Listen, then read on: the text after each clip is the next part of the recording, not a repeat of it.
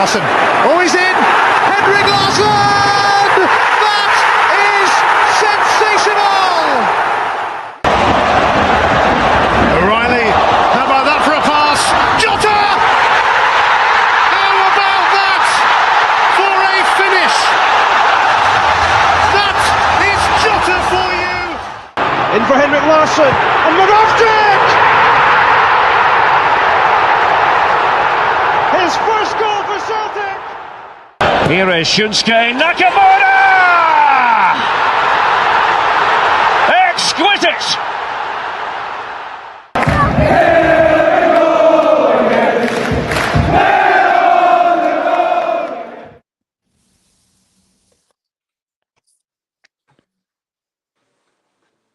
Hello everybody and welcome back to the Celtic Unrestricted View. My name is Ryan Clifford and joining me on this Thursday early evening podcast is Alan Stirling and my good man Sean. Well lads, obviously myself, Daniel and JP were on last night for a brief hour just chatting about the game. Obviously our emotions were a bit obviously not as calmed down, or if you want to call it that way, your headspace isn't as clear after just watching the match. So good to get you back on, lads. We'll get your views on it and we'll obviously go through last night in a bit more detail. But how are you, Sean? I've not spoken to you in a wee while, since last week or so, mate. So how are you, mate? And what was your thoughts after final whistle, mate? Aye, all good, Ryan. Nice to see you back on as well, Alan, and good evening to everybody that's tuning in. Aye, the result last night, as I spoke to you, mate, I found it a wee bit underwhelming after the full-time whistle. If you'd have asked me before the game, if I took a draw, I'd have probably said yes. But after, seeing what they were all about, and once we did kick into gear, managed to take the lead, I feel like from then we were in a strong position to see it out and get the win, or go on and try and score another. But it didn't play out that way. However, it gets us on the board. It would have been a lot worse if we were, coming away from that with a defeat. So, it starts our campaign well, mate, but it could have been a lot better. And also yourself, Alan, what was your thoughts after the game? I'm similar to Sean. Obviously, you probably took a draw before the game, but when you see how the game plans out and maybe what we could have done, like Sean said before we come on, it was a similar performance and kind of feeling after the game like Zagreb last year, where dodgy opponent, atmosphere, you don't know what it's going to be like, and then when you play the game, especially the first half, we should have probably have done a bit better in terms of result wise. Obviously you'll take it, Alan, but I think by the way the game went and maybe some of the chances, you're probably thinking we should probably won the game, mate. Aye. Oh, well, good afternoon, good evening, whatever one it is. Glad to see you guys again. Hope everyone's well. Aye. Oh, as you say, lads, I think before the game you're looking at it and you're thinking, right, it's got to be a hostile atmosphere. It's kind of well known about the kind of long hostile tunnel. I think it's always a difficult place to go, and I think there's been teams like they mentioned last night, the likes of Liverpool that's went there and been turned over. So that may have been a few years ago, but you've always got that in the back of your mind that they're going to be a decent side, and it's going to be difficult to get away from home and kind of pick up a result. But so before that, I would just say a draw would be a great result. But then you watch the game. And I don't think we played well, to be honest. I think there was most of the first half. I think we were slow, pedestrian, looked a bit lethargic at times. We were a bit defensive. We weren't kind of trying to break the lines as much as we have seen kind of Celtic teams do in the past. Probably the first 25 minutes, half an hour of the second half, I thought our play looked pretty good. I think that might have changed. We obviously bringing on Kelechi that we'll get into later, but I think when you look at the game overall, you look at the chances created and you look at the clear-cut chances created. I'm disappointed not to get the 3 points there. I think that was probably an ideal situation for us to get away, get 3 points, and what a start that would have been to the campaign. it's still great to get away from home and no come away with a defeat. But I think there was a wee bit there. A lot of the Celtic support, I think, just now after watching that 90 minutes, that team were there for the taking. I think that when you watch it back, I think we are kind of disappointed. I think the players will be disappointed, and the manager slightly, no matter what he says. I think that when you watch that game, I think that we probably had more than enough opportunities to win the game and come away with a very valuable 3 points. I am probably going to echo you there, Alan. I do think if I don't know if maybe your natural start of the game in hindsight would have helped you, I don't know. But I think for me, Sean, that's probably the only thing I would say. It was disappointing that maybe we didn't. There was no massive threat in the final third from the midfield to the forward line. And I don't know about yourself, Sean, but it's obviously been a wee bit of a social media chat the last 24 hours and during the game, and obviously group chats flying up and people as well talking about the midfield three. What's your thoughts on them, mate? Obviously McGregor, maybe no started the season yet as well. No McGregor, Negrin flatters sometimes to deceive. He does good things, but then other things he's not really doing well. Hatate giving the ball away. He's not really been at it for the last, don't know how long, maybe a year or so. But do you think that midfield three works, or do you think it will work a bit more time, or do you think Engels, McKibben, Bernardo will feel a bit unlucky that they've not really got a sniff until now? Well, in terms of the first half as well, mate, I agree with Alan. We just didn't play well at all. I don't think we looked very pragmatic. Like there was I lost count of the amount of times that Hatate and Negrin tried to break the line and get in behind, and we just didn't play the pass forward. It just always went back. When you're playing at that level, you need to be direct. You can't just show up and pass the ball across the line and back side to side, because these teams will just sit and wait for the chance to get the ball and they'll hit you on the counter, and that's what they've done.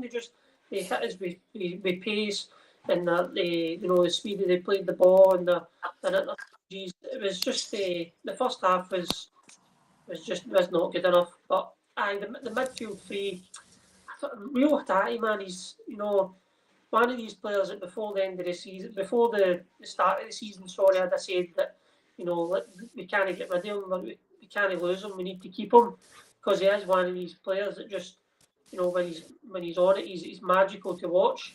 But I just feel like Rio Hatate's, as much as he's a good quality player, I've not seen him get any better. There is other players in that team, Alistair Johnson, just off the top of my head, who have got better and continue to get better. I don't see that with Rio Hatate. And I'm amazed that Luke McCowan never got on last night, considering, even the goals he pops up with. There's definitely an argument to take Rio Hatate out of that team and give somebody else a shot. I don't know, maybe it's just like Hatate's third season. I like what Nigel brings to the team. I know, like, flattered to deceive sometimes, but he's got some injury on him. He'll run all game, and he tries to break the lines. He tries to do the right things. He played a lovely pass through to Maeda in the first half, and had Maeda been a bit more, had his wits about him and a bit sharper, he's right through on that. I think the flight got flagged up for offside, but I'm happy with the contribution Nigrin's brought to the team in terms of goals, assists, how he's trying to play. But Rodgers definitely needs to. I thought after we went 1-0, we should have took Hatate off and put Engels in a more deeper role and just tried to sit and hit them on the counter. But it just seems like Rodgers, when he makes substitutions, he goes light for light. He'll not try and change things up to fit the flow of the game. But I think Hatate needs to come out of the team, mate. Ryan, I don't think that. I think Sean's made a good point there, Alan, in terms of Hatate not really improving. He is still a good player, fantastic player on his day. but he's maybe starting to, again, this is just my opinion, he's starting to go the wine and charm went. On his day, fantastic player, but he's so inconsistent. But again, we can't keep saying on his day, because the last few months, he's not really on his game and on his day a lot. So is that something that you think could happen with Hatate, come out the team, or do you think Rodgers is actually that stubborn that he'll stick with that, and like Sean says, he'll make the same subs? Because I think he makes a good point there regarding the subs, because he didn't really make the subs against Almaty, and then when he did do it, he took striker after striker and didn't go try and go two up front, or he didn't try and change it. He's very stubborn on his 4-3-3, and I've actually talked to William today, Alan, about that, and William actually said he should change his formation because he doesn't feel that the players that he's got suits his formation.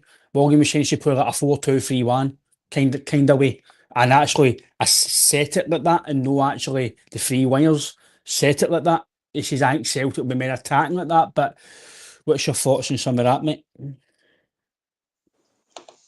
I don't think Brendan will change anything. I like the thoughts that we can change up formations, and that means to the opposition we might be a bit unpredictable. But sorry to say, I think that Brendan is that kind of stubborn manager. I know Ange Postecoglou got maybe a lot of grief for being stubborn, but I'm putting maybe not in the same manner they play football. But I think Brendan's just as stubborn as a person and a manager. I think that's the way he approaches any team he's been at. You know, when he kind of falls out with somebody, or if he's got his favourites that he likes to play, then 9 times out of 10 these guys are playing. With Hatate, I just want to kind of bring your minds back to when he got injured last year, and then the bad results in the cup final as well, and how badly we looked as if we missed that wee creative spark possibly as well. I think that it does lack in consistency maybe, but when he is on his game, for me, he's the best player in this country. I think he offers something, and offers that turn of a game in a heartbeat. I think he can make that pass. You look at the goal at the Taneki goal at the weekend as well, and it's all started off with a great pass for Real Hatate. No, I think he's been well under par. I'm usually the Real Hatate fanboy, but I'm not naive enough to realise that he's been way under par the last few, probably most of this season. He's not really put in much of a great performance, but he's in that team because of what he can offer, and I think what he can offer is far superior to probably any other midfielder in that style. For me, obviously it's different opinions, but for me, I just don't like what I'm seeing for Nygren. Personally, you give players time to settle in. Right? He's just moved here for a different country, a different club, different culture, etc. But we were out watching the Rangers game, Ryan, and how many times were we screaming at him to run after the ball? He was just standing still. He wasn't chasing down. He wasn't pressing. And for me, because it was a great pass, doesn't he get away for that last night? That was a great pass in for Iheanacho. But at the end of the day, that's his job. He's paid as a kind of attacking midfielder. He's supposed to do that on a regular basis, whether other players are doing that or not. And it just, the first half, he was just non-existent. For me, I don't see. I see that Real Hatate's got loads of credit in the bank. I think that's why Brendan plays him.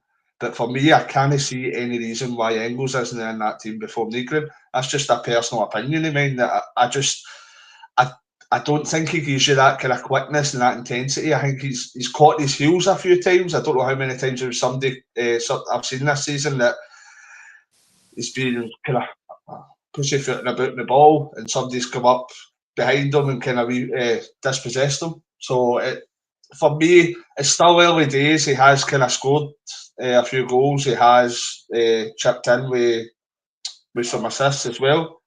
So it's no all bad, and I think you always give new players that wee bit of time. You give at least 6 months to see what they're actually going to provide on a regular basis. But I think the majority of the Celtic fans just now, you're looking at probably primarily Bernardo and Engels I think they deserve a chance in the team, probably for Rail and Negrin. I like McCowan. I think that McCowan is, for £1 million, he's been absolutely fantastic. He's come in. It's not really let us down a great deal. He's scored goals a lot as an impact player. He's come off the bench, assists, goals, etc. And for £1 million, what a bargain has been. But when you look at the other 5 players that we've got in midfield, and Cal McGregor, Rail Hatate, Negrin, Engels, Bernardo, has Luke McCowan got that upper quality that they might possess? For me, he's just a bit shy of that quality. It's a great option for Luke McCowan to come on, but for the weekend, if we're going to make that rotational change in the midfield, I'd be looking to see if we can get Engels or Bernardo in there, because I think that would probably do the world a good. I think even just a wee kick up the so-and-so for Hatate and Negrin and say, look, you're not going to get a game every game. You're going to need to kind of fight for your position. These guys are ready to take your place. They're ready to come in. I just think it probably needs that bit of refreshing, but it's back to that question, will Brendan change it up? Because we've seen it over both times that he's been at Celtic. He seems to have the players that he favours, and they seem to play kind of the high majority of the time. So only time will tell, but as a fan, what I'm seeing, I'd probably like a wee bit of rotation in that midfield after seeing the last few games of the season in the midfield. I think that it's looked a wee bit stale, to be honest. And I think that bringing somebody else in for the start maybe gives that kickstart that we're badly needing for good performances. Like Alan says, yeah, Sean, he's kind of touched on it. Myself, Daniel and JP spoke about it last night. No really saying Negrin, but maybe Hatate, Schmeichel, guys like that, even Carter Vickers, Maeda. Do you think some of the guys are maybe too comfortable in the team at the moment? And like Alan says, maybe need a wee kick up the bum, take a wee bit of the bench. Listen, if you're not playing well, you'll be dropped, if you want to call it dropped, rotated, rested, whatever you want to call it these days. Especially Maeda. He was ruthless last night. Rodgers took him off at half time. Didn't expect it. Maybe that's giving him a wee jolt up the backside, Sean. But do you think, obviously, you can react to what Alan says here, mate, and do you think some players are maybe getting a wee tad comfortable and we need to refresh it and don't let it go stale? I do, mate. To touch on the Maeda point, I was surprised that he took Maeda off at half time. No, the position. I thought he wasn't doing anything up top in the position, but to not put him out in one of the wings, I thought was crazy. Just for his energy and his engine alone. I mean, Yang was absolutely, Don't mention him. Sean. That's a bad word on a Thursday night. You used to tell me that guys in Maeda on the right would not do a better job than Yang. I mean, he played it on the right under Ange Postecoglou, if you remember, and Jota was on the left. So I thought it was absolutely criminal to take Dyson Maeda off and leave Yang on the pitch. He could have put Dyson out to the right or put him into the left and let's see Tanecki on the right. We haven't seen what Tanecki can offer on the right. I know he likes to play on the left and cut in on the right, but this squad's all about rotation and players. Jota used to have to play on the right sometimes, and they would switch Maeda and Jota. So I just feel like I said earlier, there's no outward thinking for Brendan. It's like a winger off, Yang off for Forest, and it just Maeda off for Iniacho. Put Maeda onto the wing. He offers you so much on the wing, but anyway, that's neither here nor there. He done what he done, and it did pay off, I guess, in the sense that Iniacho was the one that got us our goal, and probably on another day gets two with that one that just hit clean off the guy's face. The keeper couldn't have got any more luck if he tried. But there is there's players in that team that it just feels to me that we're coming to the end of our cycle with them. Schmeichel, I probably wouldn't give Schmeichel a contract extension, mate. I'd bring Sinisalo in. Every time I've seen Sinisalo, I think that guy looks quality, and he is our future goalkeeper. I think he's vocal. He's big. He's commanding. He's good with the ball at his feet. He's got everything that Casper offers, but he's younger. Obviously, Casper's got way more experience and is a top quality keeper, but even he's doing stuff this season it just looks like, we're coming to an end of our cycle with some of these players. Carter Vickers, I think Scales has started way better this season than Carter Vickers. I thought Scales was tremendous last night. He's covering. There was one passage I played, I think, in the first half where Donovan had got caught out of position, the ball got in behind him, and Scales was there to mop it up. I don't know where the hell Carter Vickers was. Obviously, he did have a good game, Carter Vickers, but he's another one that this season just, maybe they just need to move on, Ryan. I love them, I want to see them at the club, but if they've ran their course, even, the whole Hatate thing as well, like, Rodgers was talking last week about, Balikwisha being a number 8, or a 10. Why not try Balikwisha in that position and see what he can offer? Or there just needs to be something.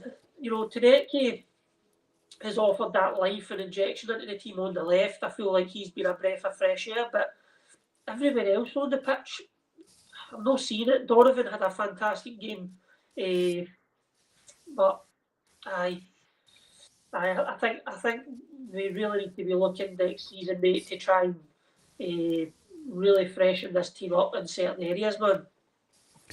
Because again, obviously we can probably touch on it as the months go on, and obviously next year, I do feel, Alan, I've said it to yourself and JP, I think I've said it on here as well, that no matter what happens this year, no matter if Brendan stays or goes, whoever the manager is or whoever's in the boardroom next year, whatever happens at the football club, I believe you've got a big rebuild next year, because like Sean mentioned, some of the players there, Carter Vickers, Hatate, Schmeichel, Maeda, James Forrest is probably maybe going to leave next year, or if he stays on, it will be generally to sit in the stand or sit on the bench, because he's getting older now. He's not going to have the same contribution or the same impact that he used to have. Yang will be away probably, no good enough. Sirachi's getting back, potentially back away after his loan spell. Is Arthur George going to move on? Do you know what I mean? I know he might not be I'm his biggest fan, but guys at Scales, could they move on? Could somebody come in for him? Other players, but there's guys out of contract, there's guys who, please, there's guys cycles that might be ending. So no matter what happens this year, I believe, Aaron, that there will be a big rebuild next year, and that's where, again, this is where I think the board should come out and tell us, see if that is in their thinking, that they know that they've got enough to do to get us past, and next year we need to go and spend that money to then see if that was the case. I'm not saying it is, I'm just trying to be devil's advocate here. Tell us that then, because we would be a bit more, right, okay, we'll get this season out of the way, we'll try and do what we can with what your gain is, but next year we're expecting 4, 5, 6, here we go, brilliant signings, because you've got the money there. You can't hide it now. Do you know what I mean? So, but in terms of what Sean was saying there, me and JP and Daniel mentioned it last night. Schmeichel, brilliant save. Fantastic, world-class save to tip that onto the post for Arnautovic. Fantastic. But again, Ibrox coming out, punching it. Neighbour near it. The 1 or 2 balls out yesterday, putting himself and his defence under pressure. He's done it a few other games in Europe as well. Done it in Dortmund. I think he's well done it. So, Alexander Sal's definitely, he's, in my opinion, he should be getting on the team now, because if anybody else makes that mistake on the park, if that Scales, I'm giving him jip for it. If it's Vickers, McGregor, Hatate, they're all getting lambasted for it. But because it's Schmeichel, he's amazing for us. He's not really getting much yet. And we said in the game, and obviously watching it again in the pub, that was incredible with Schmeichel. That nearly cost us a game, because I still think the way we were, or obviously the outside noise for the fans, the transfer window, the players not really performing as well. I know domestically it was all right results wise, but if we went 1-0 down, I don't think we get anything out of that game, and that was because of Schmeichel's mistake, mate. I think I put it in the chat last night that Sinisalvo had to come in. I was more one that was saying that Casper should probably see you at the majority of this season. But I think watching him, you've seen last night, there was 2 occasions. I think even their goal, I don't know if he could have done differently. He's in no man's land when he comes out. He's kind of halfway towards the player and halfway away from the goal. He's not really made a proper decision. And then there was one further on in the game when they started to press us. I think the ball bounced on the top of his head, and lucky enough, there was, I can't remember which defender, but one of the defender was there to clear it. So I definitely, I'm not saying that Casper's a bad goalkeeper by any means, but it looks this season, or the first few games of this season, it's maybe lost some of his kind of concentration, some of his focus, possibly. That could come back. Everybody's human. It could be just that he's not having a good day. He's not playing well. But I think watching the last few games, that I wouldn't blame Brendan if he brought in Sinisalo to kind of have a run in the team, because any time Sinisalo has been kind of called upon, which hasn't been a great deal apart from the injury to Casper last year, he's done relatively well, to be honest. So I wouldn't be totally against bringing Sinisalo in for a run of games in the team. I think he should do pretty well. I think there will be a massive rebuild. I think we've looked at that, and I think that's probably the reason that the fan base is still pushing forward with this movement, this protest, because we know next year that there is going to be a lot of players that are going to be moving on, and we can't afford to have another transfer window like we have this season, like we have last season. That can't happen again. that can't happen, and that's why people are kind of pushing forward with this movement, rightly so. So I think you've mentioned a few players. Could be Casper that's moving on, and you've got to take into account as well. No, every player that we've got there are all Celtic fans. They're no all Callum McGregor's. They're no all James Forrest. In modern day football, there's very seldom that you get players that stay at one club for the majority of their career. Very seldom now. So you're looking at this Cameron Carter-Vickers. Does he want a new challenge? Does he want a nice kind of Brucey bonus, a higher payday? Same with Alistair Johnston. People are saying about the World Cup upcoming. These guys are only human. They might want a new challenge. Then you're looking at Real Matati. You're looking at Engels, Bernardo, not exactly getting game time just now. Would that force them into looking for a move? And then you go further up the field, you're looking at James Forrest, who I think probably will retire at the end of this year, the end of this season. You're looking at Dyson Maida. Kelechi's just on a year's deal as well, I'm sure. I think that was only signed a year's contract. I think he's got an option, Alan. So there's loads, but we've basically been through the whole team there. Nearly, there's very little we've not touched upon that there's possibilities that these guys might leave. So it's going to be a massive rebuild. There's every chance that that's going to be the case. So we need to make sure that our transfer business is spot on.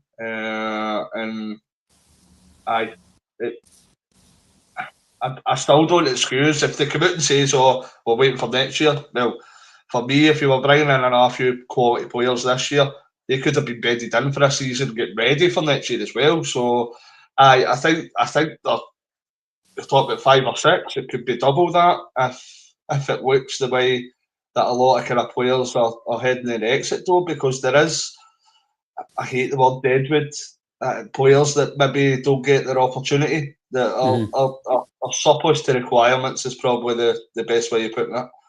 But there is a lot of players like that running about the periphery of the squad. So just for numbers and for quality, it looks like next season there's going to be quite a lot of incomings and outgoings. So it'll be interesting to see, but hopefully the guys that are there just know that we can kind of up our performance and have a successful season, and hopefully that successful season includes kind of some sort of progress within the Europa League as well.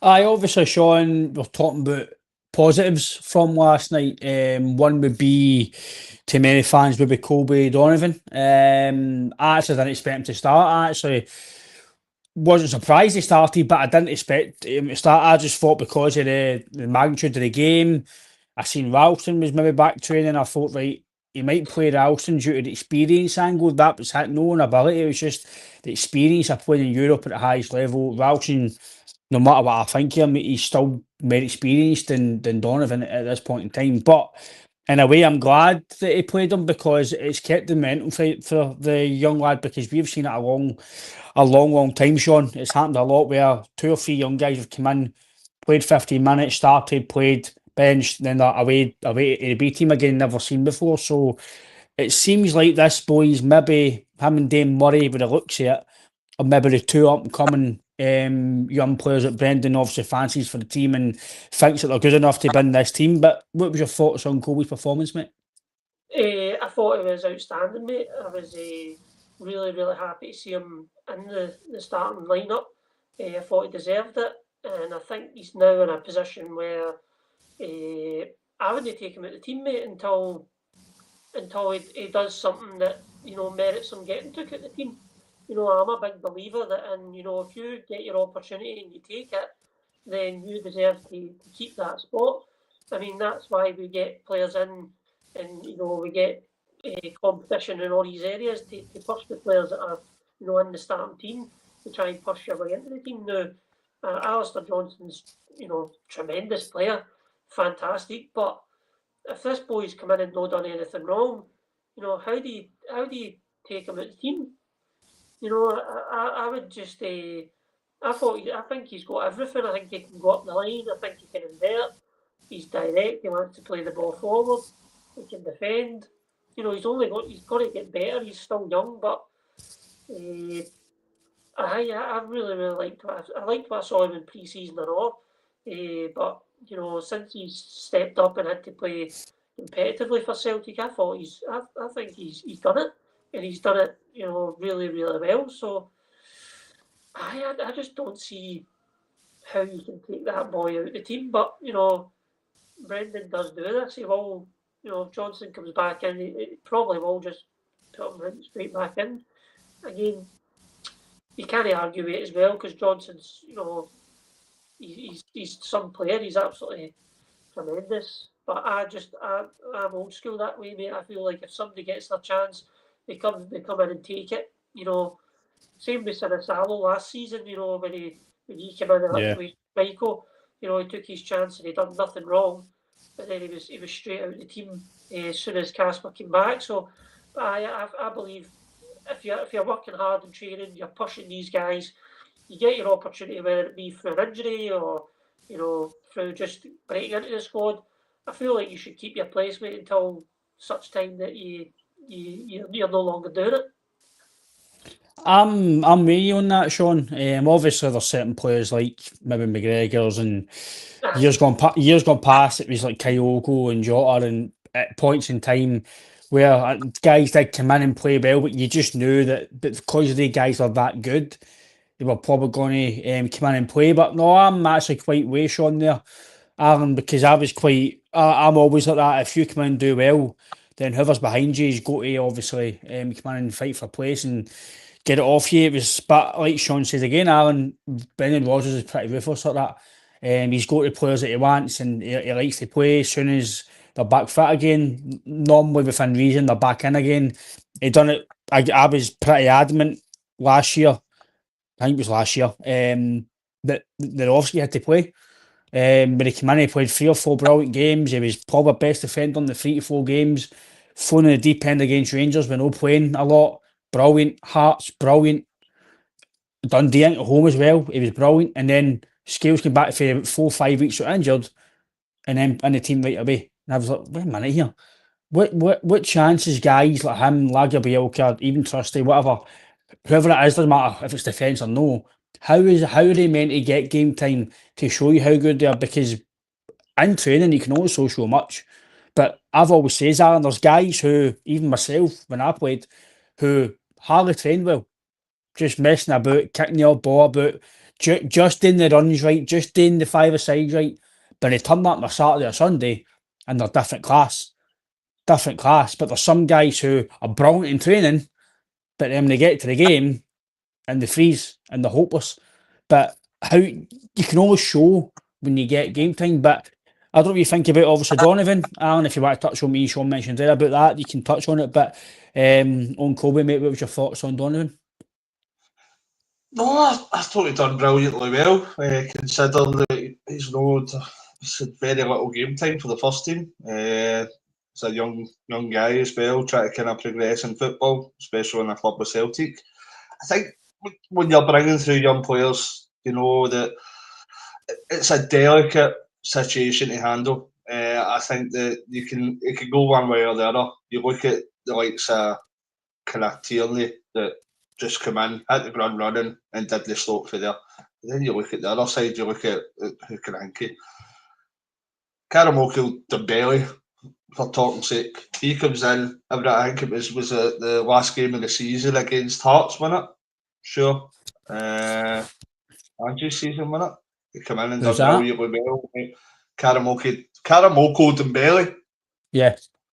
You look with the hype behind him, come in, does fantastically well, and then just falls off the face of the planet. So it's a delicate situation to try and judge where the young players are. Obviously, Brendan's come out and in the press and says that Colby is strong-minded, that he's got every confidence in him coming into play. So we've got to trust the manager with all the experience that Rodgers has got, that he can kind of manage a young player properly, that he's got to come in and get the right amount of game time, whether that is kind of in and out the team here and there. It's up to Brendan for that to make that decision, but I think he done fantastically well, Donovan, and I'm very kind of hopeful that he is going to progress into a first team Celtic player.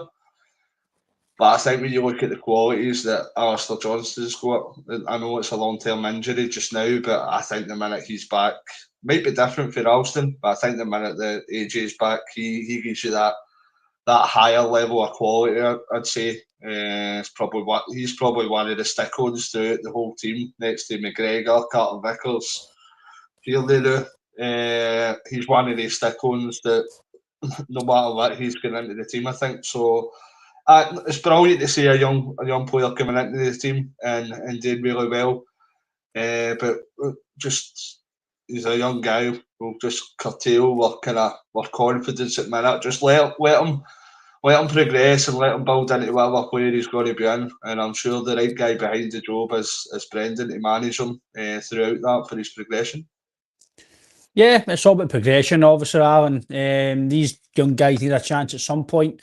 I think he done really well last night, but again, as much as I want guys to keep playing, and I think there's there's probably a decision to make here, especially certain games. Alistair Johnson, your bigger games will probably come back in.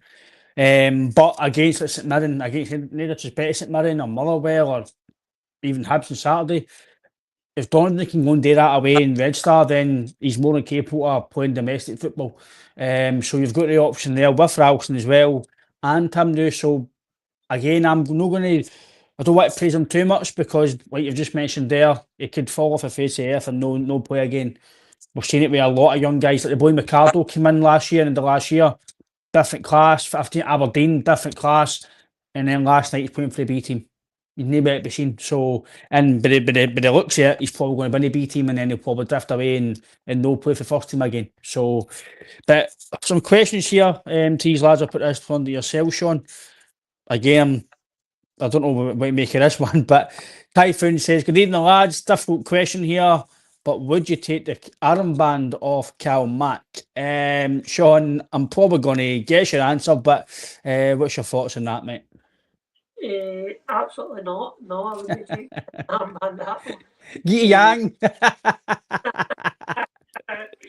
No, certainly not. I think that's you just don't do that. I mean, Callum McGregor's when he's one of these guys when he's not in the team, you see the difference. You know, he just keeps the clogs turning in that midfield for me. I see what JP's saying there. I would agree with that and all, but I know Callum McGregor. He's had a few babies tonight. Saying that. I don't think you can argue with that. I spoke about Sean. Sorry for interrupting you, but Scales has been good defending, right? See his headers, his clearances, and all that, right? I respect that. He's been brilliant in that. But see modern day football, and especially the way that Brendan wants to play, that we need centre halves that are good on the ball, that are good coming out with the ball, that are good passing the ball. And I don't know how many times that there's, even last night, there was so many misplaced passes for Scales. He's not the only one, but it shows me he's still got that old-fashioned defender that we all like, that can clear the ball, that can go through a player with a tackle. But on the ball, he's pretty woeful. And I think that whereas modern day football now dictates that you need that kind of complete centre half that's got to bring the ball out. So it's no a big slight on Liam Scales. It's just that whether we have the ambition to get a better kind of all round centre half in. Like Moritz Jens, he wasn't successful at Celtic. I'd rather have Moritz Jens than Liam Scales. Carol Starfelt, no. Carol Starfelt was probably, he wasn't great in the ball either. But I think I'd probably rather have him than Liam Scales as well. But it's all about opinions. I just think that he is good defensively, but on the ball, his job is to defend. But in modern day football, JP, you can't be that naive. It's not just about defending. It's that you're the first one that's bringing out the ball. You're the first source of your attack, and that's the way Celtic play. So it needs to be that you're a complete. You're aiming for somebody like Virgil van Dijk. You're aiming for somebody like Carter Vickers that can bring the ball out quite comfortably. You're aiming somebody like a Dedrick Boyata, etc. So it's all about opinions, but I disagree with the Scales part. I don't think Carter Vickers has been asked to do the same job as Scales. I don't think he's been asked to play the ball forward like Scales has been asked. I think if you're looking, what you want is to shore up your defence first. That's first and foremost. You don't want to let goals in. You want to be solid across the back. If you can then get players, defenders that are going to play it forward, then fair enough. But we've tried with Naroki, Lagerbielke. You mentioned. I thought Moritz Jens was.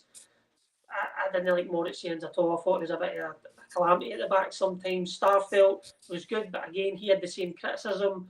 He was a bit, clumsy at times. He was, made mistakes. I just think, I don't know how anybody can sit here and say that Scales hasn't been our best centre back this season. I don't think Carter Vickers has a good start to the season, and I think Scales has been the far better centre back. Whether you want, I don't know what an all-round complete back looks like. We've not had one in house since Virgil van Dijk. That's how hard it is to get. Carter Vickers is quite impressive coming out of the ball. I think you've seen that he was the one that was trying to kind of make moves, especially against Rangers as well. I think he might not be on the same level as Virgil van Dijk, far from it, but I think he's definitely up a few levels for his distribution in regards to kind of Liam Scales. But back to the original question that I seen there. Not in your Nelly should Callum McGregor lose the captain's armband. Right? You've got to. I don't know why you brought it. Sorry for the comment, but come on, behave yourself, man.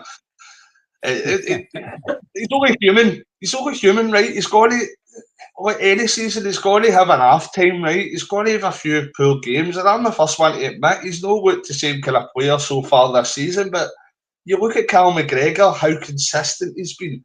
How consistently good he's been throughout the last few years, and that's good back to the end of last season as well. It's not as if we're saying, a couple of years ago he was good. So, he leads by example as well. He's very, very professional. You don't see him on social media. You don't see him coming out in interviews going, "Oh, I'm very disappointed with the other side of the city." So, it's just there's not in your Nelly should be taking any armband off Callum McGregor, and I kind of see it'll never happen. It'll never happen until the day that he hangs up his boots. It'll not happen. He'll be the Celtic captain. If Callum McGregor gets the captain's armband took off him, then he's finished at Celtic, in my opinion. I think any captain who gets took away the captaincy, for me, you're just about finished at the club. I know it happened to Harry Maguire. And I know Harry Maguire, you see interviews, and I know he wasn't happy about it. For me, taking the captaincy off I think that's one of the worst things you can do as a captain, because how else can you come back for that? How can you that's ingrained in you to no boss people about, but lead the team. And I know you can still do that, but you're not going to have the same authority as the captain, they'll maybe still listen to you, but it's all eyes on the captain. I know they've all got 11 captainship on the part, I get that, but no, to answer there, Typhoon, I can understand your question. You're obviously just putting questions to his mate, thanks a lot, but no for me. I think if anybody does think that, then fair enough, but I don't see who else you get to. CCV possibly, but apart Casper, apart from that, I don't see who you get to. I don't think anybody's got the same the mentality and the drive, and I don't want to say respect, but the fact that he's been here for so long, he knows the club inside out. He's a perfect captain for Celtic. Again, I'll touch on it as obviously as the months go on, but we need to start thinking about when to take him out of the team, play him, take him out, play him, take it, because I don't want it to end like Scott Brown, where Scott Brown had to play in the COVID season. It didn't dampen him at all with the fans, but he didn't get the way that he should have. And he was playing games and looking maybe nose fit and nose quick and nose sharp just because of the way we were playing and the way we had to play. Because Sorrow was good enough, Tumble wasn't is doing well that season, Christie, etc. So he had to play as many games. But another question to yourself, lads, and then we'll touch more on the game. Press yourself, Sean. Brown Warrior says, does anyone on the panel think Donovan would have got anyone near the team if AJ had been fit? What's your thoughts on that, Sean? No, I don't think he would have. I think AJ's, he consistently puts in performances, either very good performances or, slightly mediocre performances. He's never really had a terrible game. Enough to say, let's get somebody else. I have been campaigning for, even before the season, that we should have somebody else brought in for competition for AJ in that position.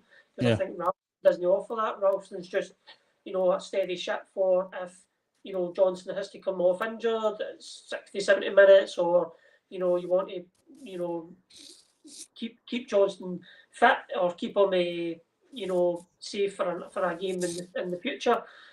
But I've been saying that we need a right back in to compete with Alistair Johnson. But no, I don't think Donovan would have got his chance.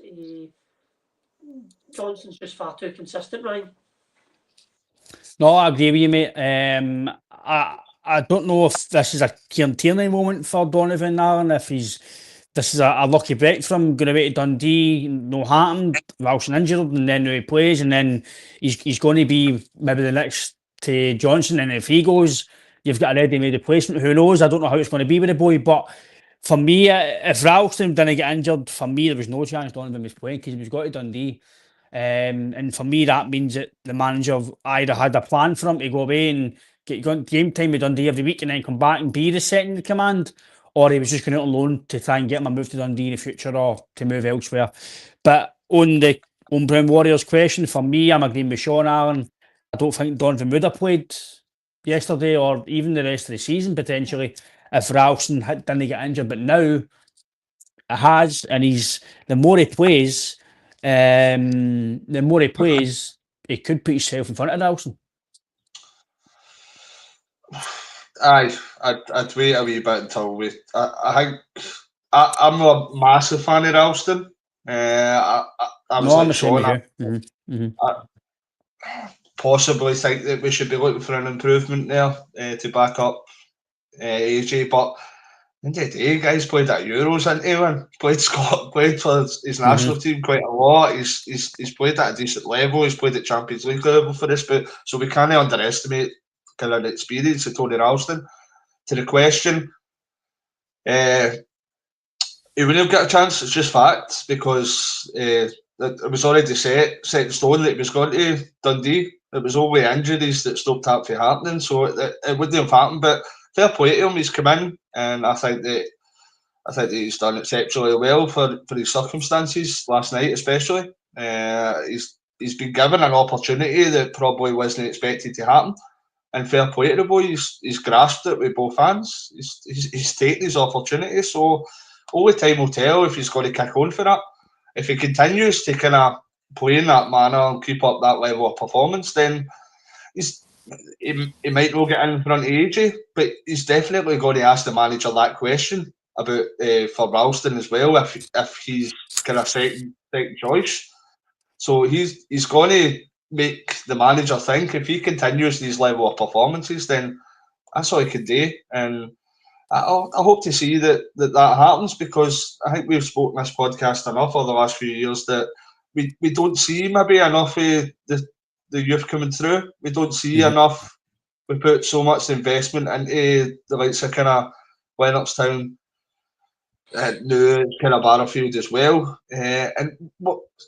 When's the last time we really see that kind of finished product that we're bringing into the first team? Probably Ralston's the last one, and that's not really at that level, is it? So then you've got Calmac, James Forrest, etc. You have had Kieran Tierney that's left and made us a lot of money, but for the amount of investment that we're putting into youth, you're probably not seeing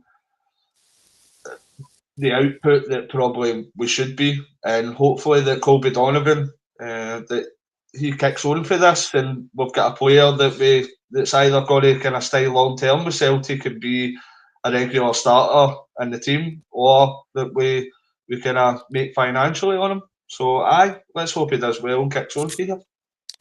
One guy, JP mentioned, obviously Kieran Tierney. I think maybe a difference for me, JP, with Kieran Tierney and Azageri obviously get injured, but Kieran Tierney kind of get forward to the first team because he was that good, and then obviously so happened. So possibly, mate. Again, we can't go back on the future, and we don't know what happened in the dressing room back then. But it could be a game sliding door moment as he get injured. Tierney came in and played, and I guess I'll say if as a get and I get injured, they'd have been away for a lot of money, because guys like him and Kayal were different class. Kayal again, if he didn't get injured, he was a top player for me. I like Kayal a lot. But obviously Kieran Tierney, Sean, there's some eased outers. Some people really know having him coming back and maybe saying he's not fit enough. He's not the Kieran Tierney of old. And I thought last night he was different class, Sean. I thought it was really good last night. He was very composed. I said it in pre-season, and I'll keep saying it. He's probably helping Scales as well, because when Scales was next to Greg Taylor, every team, it was left-hand side, targeting Scales and Taylor, which is no one there for. That's just teams seen that as Celtic's weakness.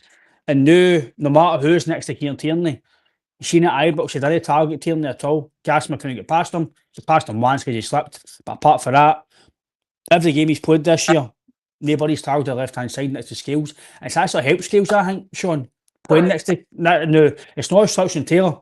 It's not Suction Taylor. But the experience of Tierney, his positional sense last night, I think he's actually deserved to get credit, because if he's playing at the level that he's still not fully fit yet, and still know the Kieran Tierney that we know he is, for me, he's still performing at a high level, Sean. I agree with you, Ryan, and I agree that I think he's made Scales a better player as well. I did say that even on one of these podcasts before the season started. I predicted that would be the case. He's just a better defender than Taylor. You know, he's when do you ever see Tierney getting beat on a 1v1? And his positional play is a lot better. And Scales probably doesn't need to worry more about, like, you know, going that wee bit further forward, or, you know, being caught out of position, because Tierney's always there. You know, he's not the same player that Kieran Tierney that we grew up and watched and loved, obviously. You know, he's obviously a bit older, and but he is an old school left back, Tierney. He always has been. Either wants to go up the line, you know, get the ball in, overlap. He's not going to invert, and his job, you know, is to defend first and foremost, I think, with Tierney, and then what can he offer, you know, going forward after that. So it's no surprise to me that, I mean, the defence this season has been solid, you know, by all accounts. We've hardly, you know, hardly conceded any goals, and that's no coincidence that, you know, Tierney comes into that team and the defence is more assured. I think that you're seeing it. You're seeing the difference that Tierney's making in that back line. I thought he was brilliant last night. The guy, he tried to take him on a few times, and just it wasn't there for him. And that's what happens when you come up against Tierney. He's very, very hard to get past. Yeah, I agree with you, mate. I think for me, Alan, I did mention it on the chat as well, that to yourself, that I do think that it helps Scales, because he's no getting targeted. Scales, the pressure's not on him as much, because even Rangers didn't try and target it. they've not even, they didn't even try it. Well, they tried to do it with Gassama, but after they knew they couldn't get past him, that was it. Gassama kept going back away last night. They kept going back away. They didn't go down that line. So I think he's, just because he's not played a lot of 90 minutes yet, he's still, by the way, he's played every game basically, he's played. He got a wee knock, came off, didn't play for Scotland, came back, came on the bench, and then he's played. So he's not actually missed a game, really, through being out injured. Be it all the top ones, he's going to get injured, he's no fit, he's no that. Well, he's actually still playing at a very high level consistently since it's new bit, middle of September. Aye, no, but I'm no. The was it called the commentators cursing it? But no, what was your thoughts in Tierney, Alan? I thought, again, it's just my opinion, mate. I thought he was really good last night, really comfortable. He done really well for that one. I know me and you had a wee debate about it, that he should have cut it to I think it was Iheanacho, but he cut it to Negrin.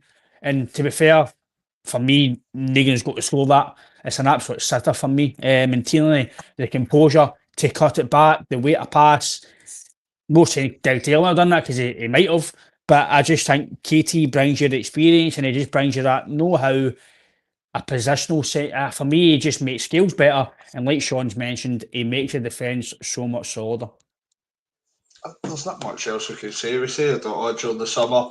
He brings quality. That's the word. He brings quality. The question was in the summer that can we get him up to a level of fitness? Now he's starting to, well, he's played one game at 90 minutes, so now he's starting to achieve that fitness. Let's hope that continues that way. But he brings that level of quality that's going to improve most players when about him in the team. But you look at last year, that we always kept saying that because I'm not like into that we're slagging kind of Scales and Taylor. But you look at that back four, right? If you're the opposition manager or coach and you're looking at that back four, right, how are we going to penetrate? How are we going to attack this team? Where are we going to get a bit of joy? Then you're looking at the right-hand side and you're seeing Alistair Johnston and Cameron Carter-Vickers. And on the left-hand side, you're seeing Greg Taylor and William Scales. For me, there's only one side you're trying to attack. And it's no harm to Taylor or Scales, but they considerably look the weak link compared to Alistair Johnston and Carter-Vickers for me. So you've seen that consistently. When you've seen that European games, you've seen that in basically every game. The majority of the opposition's play was good down the left-hand side because they've seen that as an opportunity, their best opportunity to maybe get to. So I think now that you've added Kieran Tierney into that, I still liked Greg Taylor, but you've added that extra quality. You've added that the opposition know now, right, we're coming up against a proper good left back. And that's why it may be confusing where they're going to target now, because I think when you've got Kieran Tierney there, they'll know that it's not going to be an easy target, that he's got to be kind of winning most defensive duels, he's got to be hard to beat, etc. So it brings overall kind of quality in that position in the park, and when he's playing right next to William Scales, he's got to bring him more cover, and I'm probably sure that William Scales will feel that. Nothing against Taylor, but William Scales will probably feel that wee bit more comfortable that he's playing next to somebody of the quality of Tierney. No, I agree with you, mate. Last wee question to you lads before we end the show for a good man, Daniel. And obviously, the touches on Iheanacho's goal, Sean, fantastic finish. Really deft touch, good ball for Negrin. And then his touches on proper number 9 striker finish. Daniel asks, do we think Kelechi starts and scores at the weekend and then rubber stamps himself in the number 9 spot? What's your thoughts on that, Sean? I thought Iheanacho took the goal extremely well. That it just showed the quality that the guy's got, and clearly the high level that he's played and competed at. It was really clever in his finish. Now the keeper had split second to make that decision, but I liked that he got height on it. When you're in that close, any height, pretty much guarantees you're going to put the ball in the back of the net. Albeit if there's an outstanding save. You've seen Schmeichel make a similar, the guy was through and he came out, made his cell big, the guy went low with it and Schmeichel saved it. But it was really clever for him to lift it. I think any time he's been on, just his link-up play, how he takes the ball in. You can see there's real quality there with that guy. I think it's only a matter of time before I think he probably starts up front at the weekend. I would like to personally see what Trinecki's like on the right. I've been saying this to Celtic fans that I've been talking to. Let's see him play my head out on the left. If Trinecki's, he's got to be better on the right than Yang. That or Balakwisha. He's got to be right. So why not play him on the right and play my head on the left and play any action through the middle? If that works, right, that is a tremendous front three because you've got a bit of harmony. But we don't know what Trinecki's obviously like on the right. He likes to play on the left and cut in, but I would like to see it. What other option we've got? Balakwisha just does not look to me like he's a winger. I've seen him play on the left. I've seen him on the right. It just does not look to me like he's comfortable in that position. And Rodgers touched on that he plays as a number 8. I would start with Iheanacho at the weekend. Play him. It reminds me of Odsonne Edouard a wee bit, the way he comes deep, takes the ball and moves it on. He's very neat and tidy with the ball, and he clearly can finish it. Got composure with the penalty as well. If I say that when we were talking a few weeks back on the podcast about the signings and how underwhelmed we were, and I was like, but if Iheanacho turns out to be a top quality striker, then we've got this guy in for free. No matter which way you want to look how we went about it. But we've got him in, he's on a free and he looks top quality, mate. He really does. He's impressed me since he's been at Celtic. No, I'm agreeing with you, Sean. I think he gives you the number 9 focal point. Again, it's not a slouch in Adam either, but for me, the last 2 games, he's gave me a more focal point. He'd have done for the 18 months or so he was here. I'll give or take how long he was here. A year and a wee bit. I know he did get 20 goals last year, Alan, but what I've seen for Iheanacho in 2 games is part of Edith's performance at Aston Villa, and maybe the odd snippet here and there off the bench. His all-round play looks better already than either. He's onto channels, he holds it up, he's a focal point, he bounces the ball, and which me and JP mentioned it last night. With Maeda, he's no holding the ball up, he's no bouncing it back, but he's giving McGregor, Negrin, whoever it is playing midfield, the option to hold it up, bounce it, because I've always said, Darren, as a number 9, I played it myself, not at that level, but you need to play, you need to be good with it, your ball, your back facing away, you need to have your back behind you and play forward, and you need to actually be good with your ball facing away from the goal, because if you're no, then I don't think you'll make it to number 9 at Celtic anyway in football, because you need to be that focal point, and I think he gives you that, Alan. But what's your to end the show, mate? What's your thoughts on Daniel's point? Aye, please. I think you've touched on Adam Eder. Night and day. I've always said it for the last 2 years that he's got a first touch like a trampoline. So it's nice to have somebody in that. It's nice to have somebody in that actually traps the ball. So I don't want to hear that name ever in my life again. That's the Sean Yang in it. I've been saying it. I've said it since he came in. I don't care if he scored against a cup final, a rebound. I don't care if he scored 2 against Aston Villa. The majority of the time he was woeful, absolutely woeful. Wasn't he good enough? We got to the point in the summer there. After I think Johnny Kenny was in front of him. That's a striker. That's what we're talking about. So we've brought in Iheanacho, right, and fair play. He does look as if he's got a bit of quality about him. Obviously, we're looking at he's still to get a bit of match fitness about him as well, so he could improve again. So I'm very complimentary about the way that Kelechi's played just now. I think that's when he should be playing up front. He should be starting. We've said a long time that kind of Maeda isn't really a striker. I still have him in before Yang. I don't care if he's been turned more than the Exorcist. I'd still have him in before Yang. He offers more than Yang. What? Play him on the right. Play my head on the right, man. I know place I'd play right is Yang, right on the bus down to Birmingham again. That's the right I'd put in with Yang. So I think as much as is a doorstop, so I think that you're looking at, we should, that Sean's probably bang on the money there. I think that if you could get Maida playing either left or right with Taneki on the opposite wing and Kelechi through the middle, I think that sounds, until Jota comes back, I think that sounds pretty good to me. I think that'd be the favoured kind of front three that you'd be going forward with, and I'd be pretty happy with that, the way that it's kind of panning out the now. I don't think it's in Maeda's culture. He kind of absolutely down tools. I don't think it's in his personality, but look at, I just think he's maybe.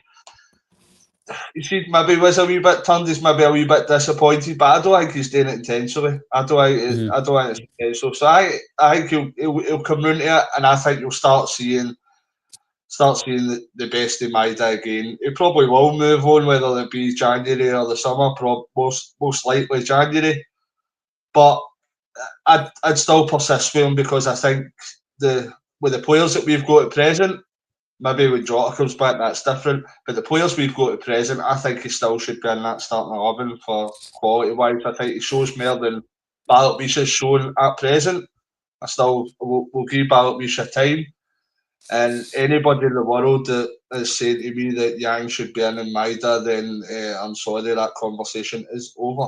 I think for the freeze, that's over. I think the majority of Celtic fans, we've tried to give Yang a benefit of doubts for so long, and he tries his work rate is there, but he's just not good enough. I think we can all agree on that, lads. But again, Sean, Alan, thanks for your time tonight. It was good to chat about the game. We could probably spend another 2 hours talking about the ins and outs of the game, and obviously going forward. Alan and Daniel and Mark will be on tomorrow, probably at 4 o'clock. But again, we will put on the socials and confirm for you tomorrow morning or early afternoon, just before the guys come on, a few hours before we come on. But again, please like and subscribe to the podcast. It helps us get out there, and it helps us put this content to you. It is free to do so. Just click the wee subscribe button and you'll get a wee notification when we go live. We are on TikTok, Facebook and Twitter. You can get all the latest news on that, and please follow us and subscribe to that too. But until tomorrow, Alan, Daniel and Mark will lead the way. See you all then. Enjoy the rest of your Thursday evening, and hopefully we can get a good result other side of the city for Genk. That'd be a nice wee end to the week. But until then, lads, take care. Hail, and I'll see you all very, very soon.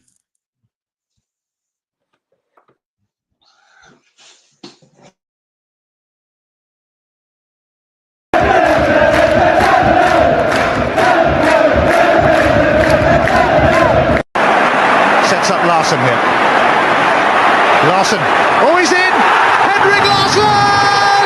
That is sensational! O'Reilly, how about that for a pass? Jota! How about that for a finish? That is Jota for you! In for Henrik Larsson, and Moravcik! His first goal for Celtic! Here is Shunsuke Nakamura! Exquisite!